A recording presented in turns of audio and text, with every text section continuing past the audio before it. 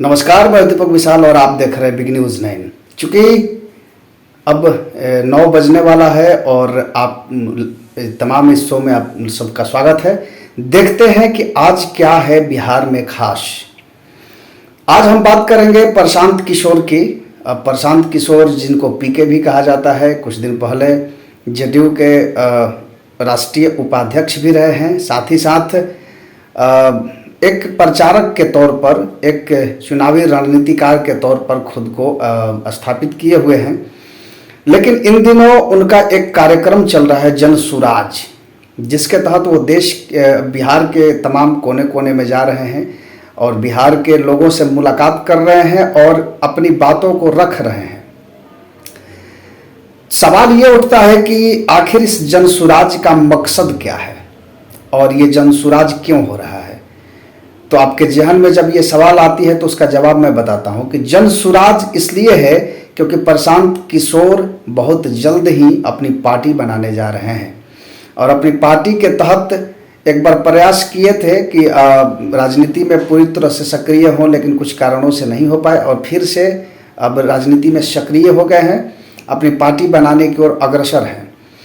आपको बता दें कि प्रशांत किशोर देश के उन तमाम मुख्यमंत्रियों को उन्होंने चुनाव में जितवाया है, तमाम लोगों से उन्होंने बहुत सारी जो बातें हैं वो कही है।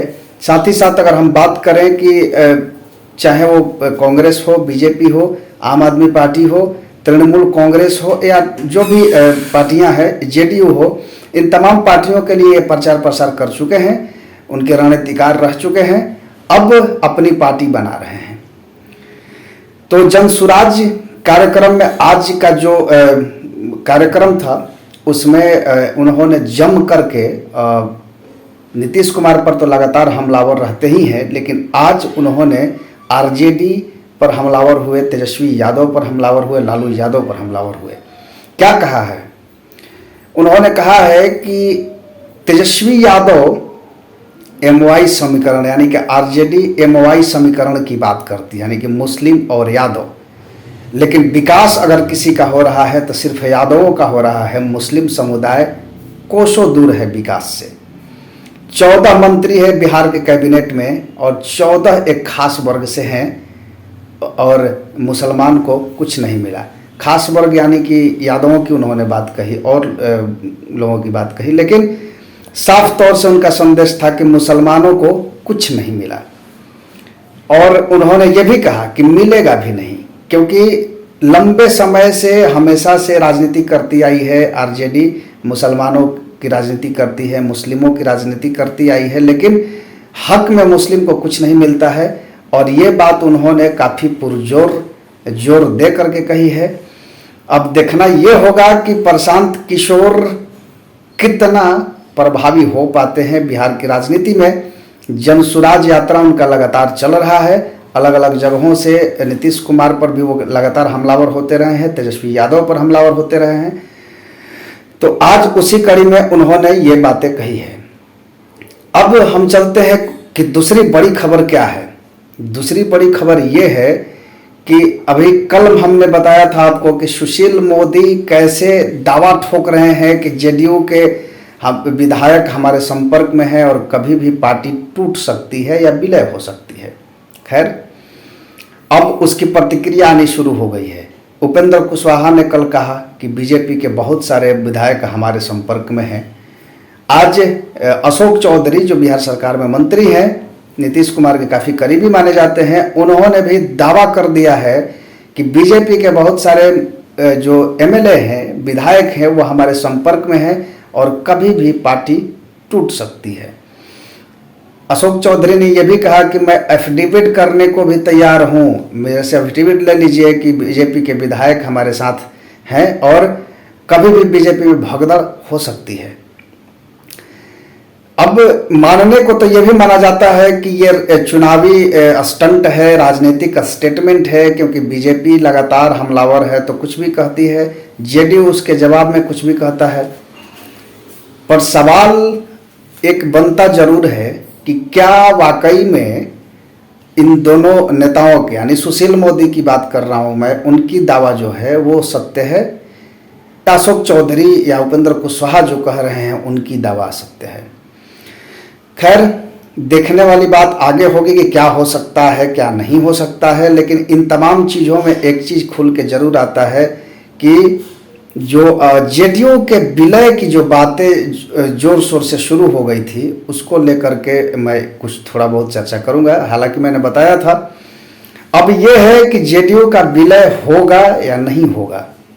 तो देखिए, जेडीयू का विलय संभव है, जेडीयू आरजेडी का विलय संभव है, क्योंकि इससे पहले भी जनता परिवार जो था, जैसे जनता परिवार में आरजेडी, जेडीयू और उत्तर प्रदेश में समाजवादी पार्टी भी उसमें शामिल थी और भी छोटी छोटी पार्टियां शामिल थी। तो जनता परिवार, चूंकि अब क्या है कि कांग्रेस जो है अपना कैंडिडेट यानी प्रधानमंत्री का कैंडिडेट डिक्लेयर करने की तैयारी कर रहा है। तो अगर कांग्रेस प्रधानमंत्री का कैंडिडेट डिक्लेयर करने की तैयारी कर रहा है तो फिर विपक्षी एकता का क्या होगा? जो नीतीश कुमार ने जो बीड़ा उठाया है विपक्ष को एकजुट करने का, वो तो फिर समाप्त हो जाएगा। लेकिन इसको लेकर के अगर इस स्तर से देखा जाए तो ये संभव है कि विलय हो जाए, क्योंकि नीतीश कुमार एक बार फिर से जनता परिवार को एक करके एक बड़ी पार्टी के रूप में उभरेंगे और फिर ये हो सकता है कि 2024 के लोकसभा चुनाव में संख्या के आधार पर, जिसके जितने वर्चस्व रहेंगे, जितने सीट रहेंगे, उसके आधार पर प्रधानमंत्री का दावा किया जा सकता है। लेकिन अभी ये सब तमाम जो है ये सिर्फ समीकरण है, ये तथ्य हैं। सच्चाई क्या होगा इसमें कुछ भी कहा नहीं जा सकता, क्योंकि बिहार की राजनीति हर दिन करवट बदलती है और हर दिन कुछ नया होता है। तो ये कहना बहुत जल्दीबाजी हो जाएगी कि क्या होने जा रहा है। तो ये खबर है। एक और खबर मैं आपको बता दूं कि आजकल पटना में या बिहार में कहें तो डेंगू का प्रकोप बहुत तेज़ी से बढ़ रहा है और हम तमाम बिहार वासियों को ये निवेदन करेंगे कि आप सुरक्षित रहिए, स्वस्थ रहिए, क्योंकि डेंगू का प्रकोप बहुत तेज़ी से बढ़ रहा है। पटना में भी बढ़ रहा है और बिहार के अन्य जिलों में भी डेंगू का प्रकोप तेज़ी से बढ़ रहा है। लेकिन ये हर साल होता है, हर साल ठंडी का मौसम जैसे ही शुरू होता है डेंगू का प्रकोप बढ़ जाता है। लेकिन सवाल ये उठता है कि इस बार इतना चर्चा क्यों है? चर्चा इसलिए है कि इस बार जो डेंगू का प्रकोप है वो स्ट्रेन 2 टाइप 2 जिसको कहते हैं, क्योंकि डेंगू 1, 2, 3, 4 टाइप्स के होते हैं, लेकिन ये जो 2 टाइप्स वाला है ये पहले बिहार में नहीं होता था। ये दिल्ली वगैरह में चलती थी, बट बिहार में ये टाइप के स्ट्रेन नहीं होते थे। इस बार टाइप 2 के स्ट्रेन बिहार में बहुत तेज़ी से फैला है और इसमें सबसे ज़्यादा प्रॉब्लम होती है कि प्लेटलेट्स तो गिरता नहीं है, लेकिन जॉन्डिस की समस्या हो जाती है, लिवर में प्रॉब्लम होने लगती है और ये तमाम चीज़ें सामने आ रही हैं। आईजीएमएस में जो सैंपल भेजा गया था उसमें से ज़्यादातर जो था वो टाइप 2 में ही शामिल किया गया है, टाइप 2 में ही आ रहा है। तो ये भी एक बहुत अहम खबर है कि बिहार में डेंगू बहुत तेज़ी से पांव पसार रहा है। तो आप सभी लोगों को सुरक्षित रहने की ज़रूरत है। और चूँकि क्या है कि आजकल दिन में भी मच्छर घूम रहे हैं, दिन साफ सफाई का ध्यान रखना है अपने आसपास में, और साथ ही साथ अगर मच्छर ज़्यादा हो रहा है तो आप नेट लगा सकते हैं, उसमें सोएं, क्योंकि मच्छरदानी लगाना बहुत ज़रूरी है कि आज की डेट में एक छोटा सा मच्छर आपको बीमार कर सकता है और ये हो भी रहा है। तो इन सब बातों का ध्यान रखना है। फिलहाल बिहार की राजनीति में प्रशांत किशोर क्या कर पाएंगे वो देखने की बात होगी। दूसरा ये है कि जेडीयू और आरजेडी का विलय होगा या नहीं होगा, ये भी देखने की बात है। और तमाम सवालों के साथ मैं आपको छोड़े जाता हूँ। फिलहाल आज के लिए इतना है और आगे हम फिर से आएंगे, लगातार हम अलग अलग मुद्दों पर चर्चा करेंगे। और आप कमेंट में ज़रूर बताइए कि क्या आपको ये कार्यक्रम कैसा लगता है।